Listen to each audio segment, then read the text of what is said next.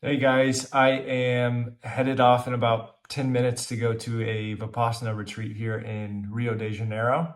I have wanted to do a Vipassana for quite some time. Actually, in about 3 years ago, I applied for one in Colombia, and they wanted to make me wear a mask the whole time.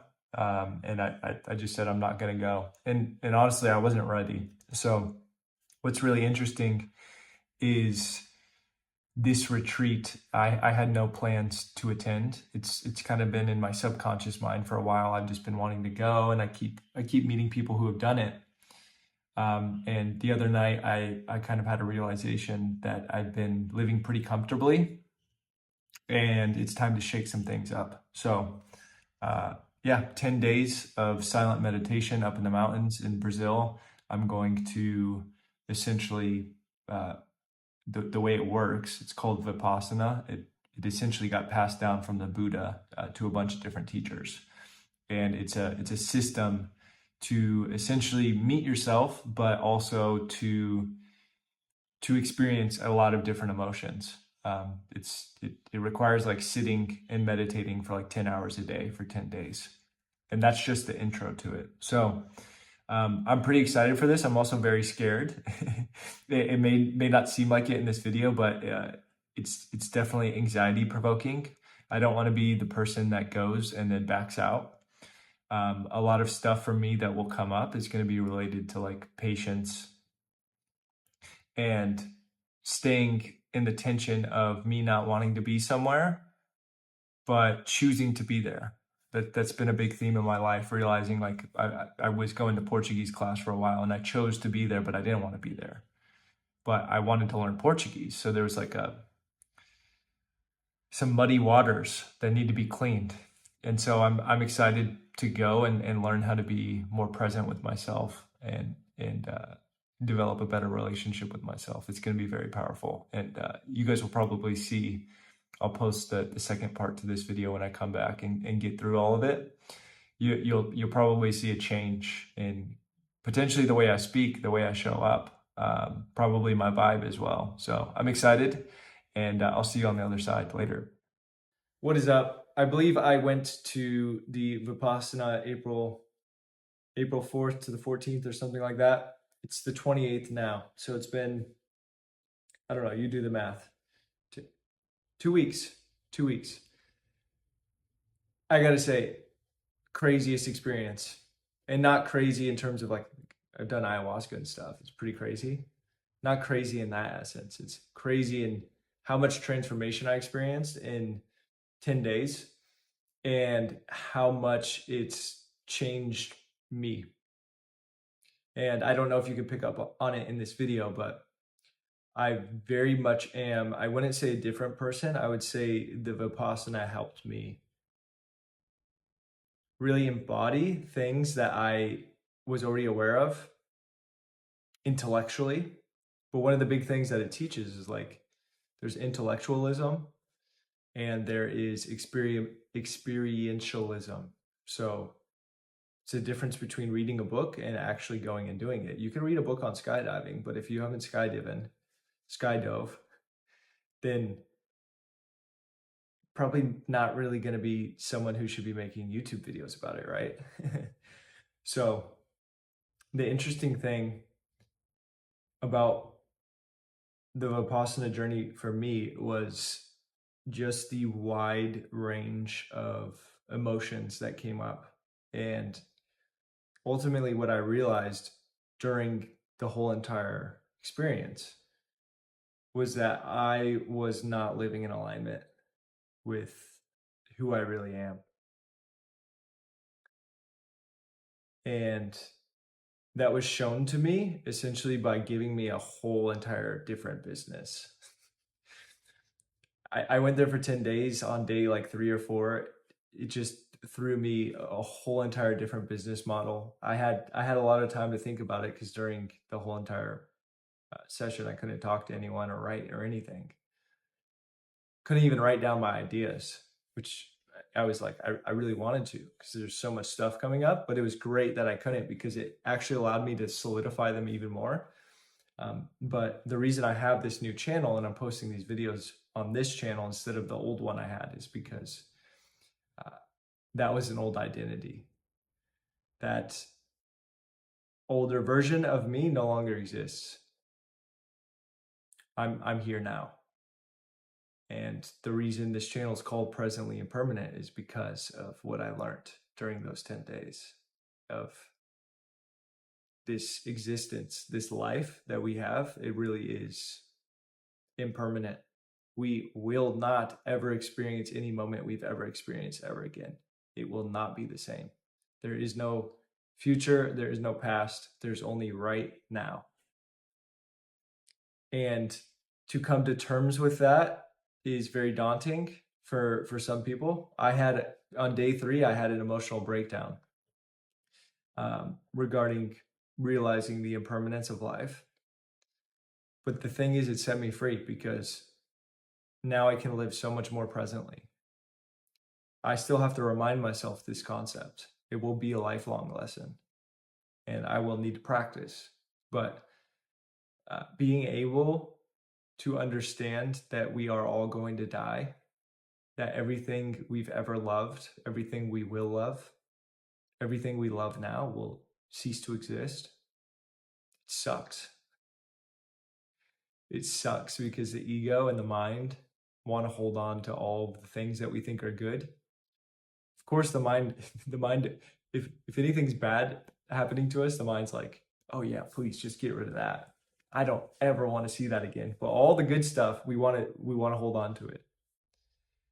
And it's really interesting with life because no one really knows where we're going. Come on, no one really knows. We all say we do. We all read the books. We some of us go to the classes, the religious classes.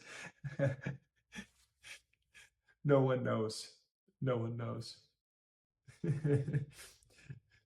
So it's best to just play the game and not be attached to anything.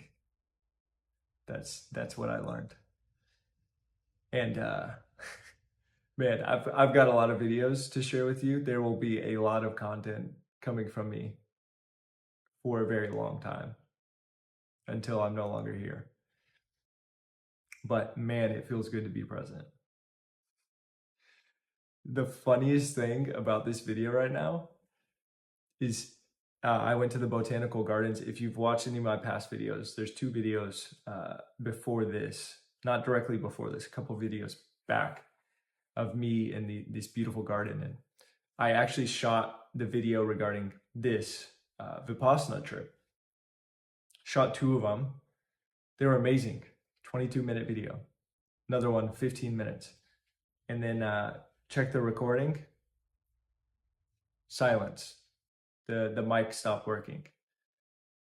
And I just laughed. My old version of myself would have been so pissed off. Like, oh my God, I put in all this work for nothing. The funny thing is, those videos weren't meant to be published. Because now I'm making an even sicker video that will probably resonate more. And if it doesn't, it doesn't matter because it's practice and it's fun. So,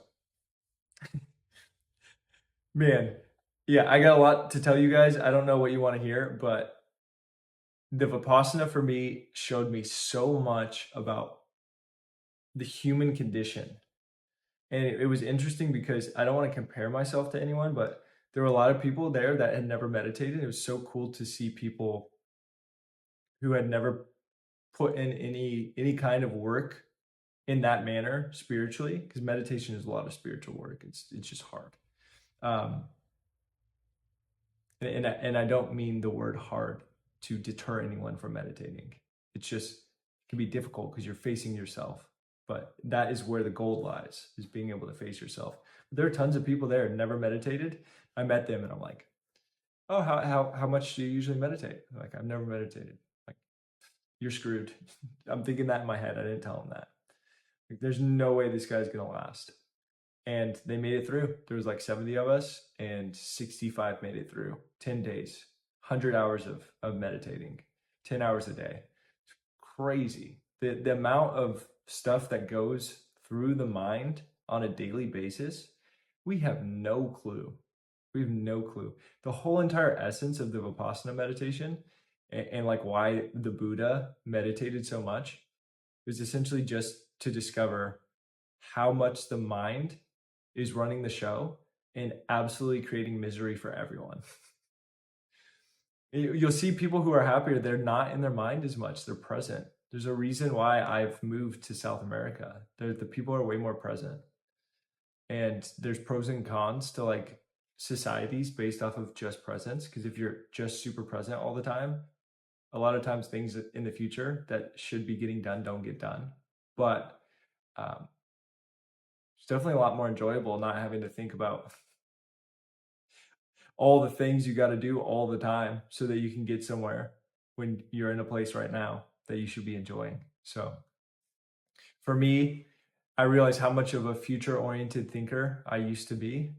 I will not identify with that anymore. I didn't realize how much of the past was still there, playing a bunch of faulty programs that I don't need anymore. And yeah, I essentially watch my mind. They call it the monkey mind for a reason. Just grab branch after branch after branch, trying to just do what it does. Do what it does when it's unchecked. The reason people live miserable lives is because their mind is running the show and they have no idea. And I think this is ultimately what was it Plato's allegory? I believe it was Plato's allegory of the cave. There's essentially, you can look it up online, but there's a made up scenario of people sitting against a wall and they're chained. And they're looking at a wall and they're seeing shadows and they believe that that's reality. And the chains signify their inability to move to another place, right? So they're like chained up slaves, essentially, in prison. What they don't know, if they were to like stand on their tippy toes and look over the wall, so there's actually a fire from someone who created the fire, that creating a shadow that is going onto the wall. So these people who are chained because they're not moving and they think that that's their existence, they're just sitting there looking at the shadows, and that's all life is.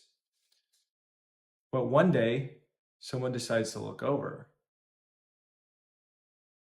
and they see it for what it really is. And then they start asking questions to themselves. And then somehow they figure out how to get out of the shackles because they don't want to be in them anymore. And then they climb up the hill and they realize that it goes up.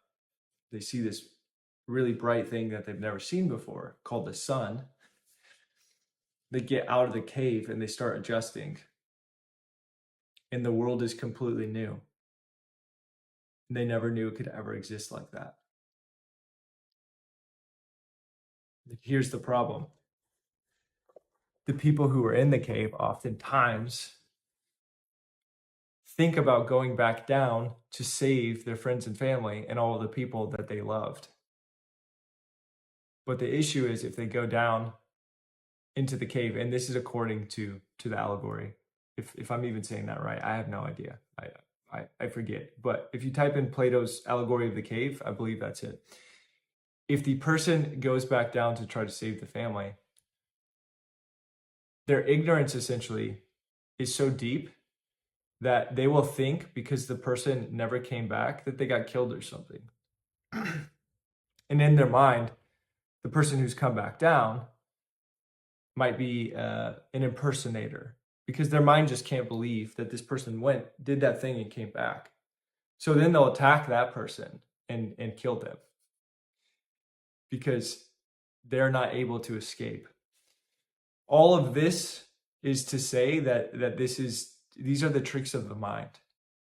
And it just takes us beginning to understand and understand that in order for us to really live a fulfilling life, we have to start looking at the truth. And the truth is turning around and looking over the edge. And that's what Vipassana essentially taught me. Like I knew about the allegory of the cave, and I've only just expressed this now in this video, but that's what Vipassana taught me in a nutshell. It's like there's a lot of information in the world about life, but none of it matters until you've experienced it. Until you've been able to experience at depth the human condition and how much your mind is ruling you. There's many ways to experience this, by the way. You don't have to do a Vipassana retreat. I highly recommend it, though. You should definitely do it, but you don't have to. um, yeah, the mind is it's such a wonderful thing. It's like when you can learn to not rule it. It's not that you have to control it. When you can learn to observe it and no longer let it run the show and just kind of laugh at it, that's when life gets really good. Really good. So it's just so much more fun. So much more fun because you can't be in misery when you're just observing something that is just so faulty. The mind is so funny. It just tries grabbing onto everything. Oh, I want that so bad. Please. Please, my life will finally be better when I can finally just have that thing. And when I get that thing, then people are going to start loving me. And when they start loving me, then I'm going to feel good about myself for the first time, because when I stubbed my toe over my dog when I was 4 years old, it really hurt my feelings. And now I need attention. It's that. Or I've been hurt so bad before, I cannot even bring myself to moving into a situation that will hurt me like that again. Both of those are completely reasonable reasons why we would be stuck in misery. Completely makes sense. And what I'm describing is craving and aversion. The craving is wanting good experiences so that you don't have to feel lack anymore. And then the aversion is trying to get away from the bad experiences so that you don't have to feel lack anymore, associating the bad with lack. And something very powerful that I learned, I learned a lot of lessons that I didn't put two and two together. And then when I did the Vipassana, a lot of the lessons I learned in my life kind of just clicked. And like now I'm a lot more grounded into them. But one of the things that was crazy that happened to me during my birthday, my 30th birthday, 2 days before my birthday, actually, sorry, one day. No, on the day of my birthday, one of my friends was coming into town to visit me. We picked him up at the airport, another friend and me. And I was not feeling good that morning. I was feeling sick. And the night before, I was in a very high frequency. I felt really good. I was so connected to my body and my heart. And what I ended up doing was my mind didn't want to be in that frequency anymore. It was like I couldn't hold space for it. So I sabotaged myself. I went and got a bar of chocolate, which is here is cacao usually. It's got like 70% cacao, which has caffeine. I really can't tolerate caffeine anymore. I've gotten rid of it. And then I had half of a cigar that I had left. And my higher self knew you probably shouldn't be doing this, but I was on such a high. I kind of like wanted to not that I didn't want to sabotage myself to bring it down, but I couldn't hold it, right? It was so much for me. So I sabotaged myself. I smoked half the cigar. I had the caffeine and I just started feeling horrible. And then I could feel sickness coming on. The next morning I was sick, picked up the friend at the airport, go to breakfast, feel terrible. And this friend is a very powerful body worker. So when we got back to the house, he did some body work on me. But for 2 days, I was extremely sick. Here is where I'm tying this into what I was talking about before. Normally, when I was really, really, really sick before my nursing days and stuff, I would just pop a pill, right? Who doesn't pop a pill every now and again when they're in a lot of pain? It makes sense, right? But the issue is when you pop a pill, you are actually avoiding what you might need to go through in order to get an important lesson. So when you pop like a Tylenol, a lot of sickness that comes up, it's related to the mind. So what was actually happening for me when I got sick was a very big event spiritually that was about to come up, was about to happen, and I was anxious. My body knew, but I couldn't hold the space in my body. So I kind of sabotaged myself. I ended up getting sick, but the sickness, which was really funny, was there to prepare me for what I was about to see. And so for 2 days, I laid in bed, just my buddy was saying, like, it was like I had 2 feet in the grave, essentially. I was extremely sick, felt terrible, puking, um, tons of diarrhea, and I didn't have food poisoning. There was nothing. It was all emotional. And um,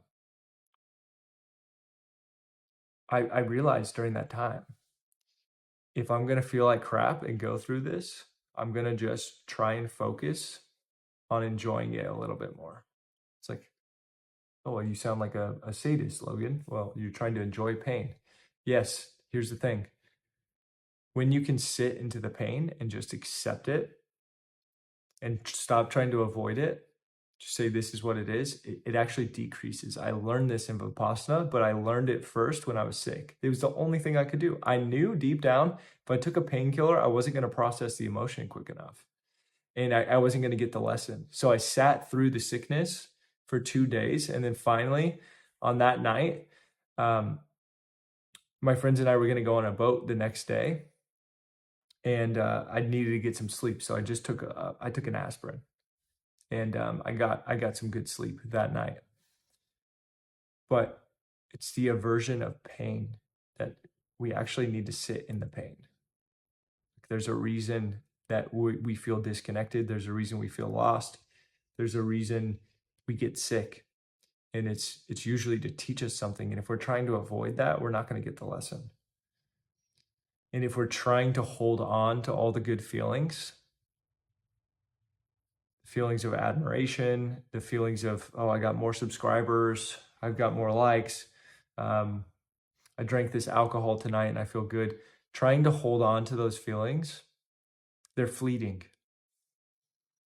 And that's what Vipassana teaches. You can't hold on to these things. They're not yours. All these emotions, there's no good and bad. It's an illusion. You can call them positive and negative if you want, but there's no good and bad. They're there. They're there. They're only there to provide an experience. It's a game. Like, this life is a video game, and the emotions are the roller coaster of the video game. If you just turn the video game on, like let's say, let's see, Super Smash Bros, for example, great video game. If you play that game and you get really, really, really good at it, it gets boring, right? It gets so boring because any computer you play, it's just too easy. So there's all these different modes in Super Smash Bros, which is, I'm talking Nintendo 64 version. Any version after that, not that good. Come on. If you guys like the Wii version of that, I can't even talk to you. But Nintendo 64 Super Smash Bros, you can put on all different types of settings and you can change up everything, and it's just crazy. It's like an infinite way to be able to play the game. That gives enough challenge. And if it's too challenging for you, you can change it so that you can start getting better. But that's what life is as well. We have emotions for a reason. They allow us to emote. They put us in different motion, right? Emotion. So when we can start to observe these emotions, we can start to play the game of life better.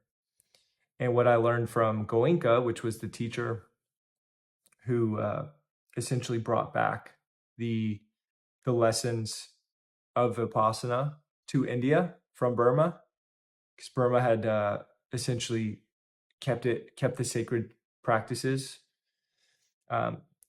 Goenka brought it back to Burma, and essentially he describes Vipassana as the art of dying. Many people get to the end of their life. I saw this as a nurse. They get to the end of their life and they can't transition. They can't transition well. It is really sad. Yeah, it's really sad. Especially like imagine someone you love